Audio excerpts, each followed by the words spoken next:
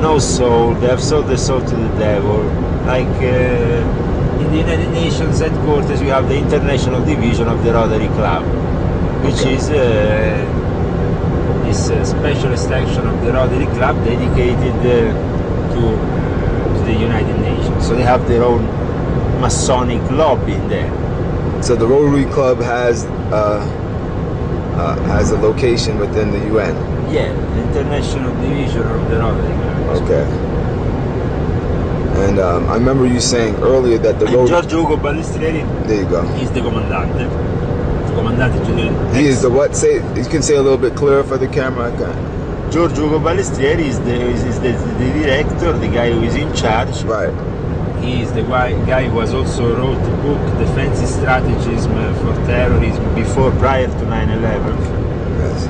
He's the guy who has patented a lot of the security systems in the airports.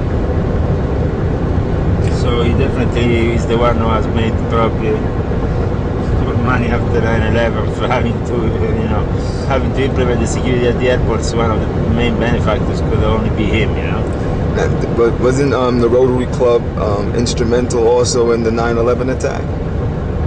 Absolutely, because people like Giorgio Ugo Balestrieri, who are an asset of Gladio in the past, worked in the similar way on the 9/11 project, so the strategy of tension could be put in place and orchestrated in the best way possible against the people of America. But for them, for a person like Giorgio Ugo Balestrieri, doing such a mission is, even if it's a dirty job, he thinks of himself as a patriot,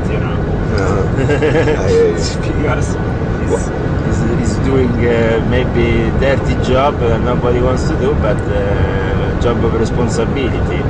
So when you go under and dig under Giorgio Ugo Balestrieri, you start finding the names that are involved with 9/11 and go right up to both the Vatican but also to Jerusalem, because Giorgio Ugo Balestrieri is also a very close friend and ally of the Zionists, apart from being also an agent of the Vatican.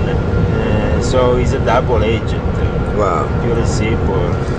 Now, you were telling me a little bit earlier, but I wanted us to get that. But he's also switched off FBI CIA asset, which means that he has done a lot of work in the past, especially during the Cold War. Right. We were talking a little bit earlier, and I was asking you why were the Twin Towers targeted for this terrorist attack? What was the necessity of that specific target? It's a symbolic target because it symbolizes the two columns of the Temple of Solomon, Joachim and Boaz, which stand right at the entrance of the Temple of Solomon. But when you go inside what is known as higher degrees of Freemasonry, like the Royal Arch, it's known that you have to leave behind Joachim and Boaz fallen, meaning that they fall behind you, and then you go forward into the knowledge of the kingdom of God.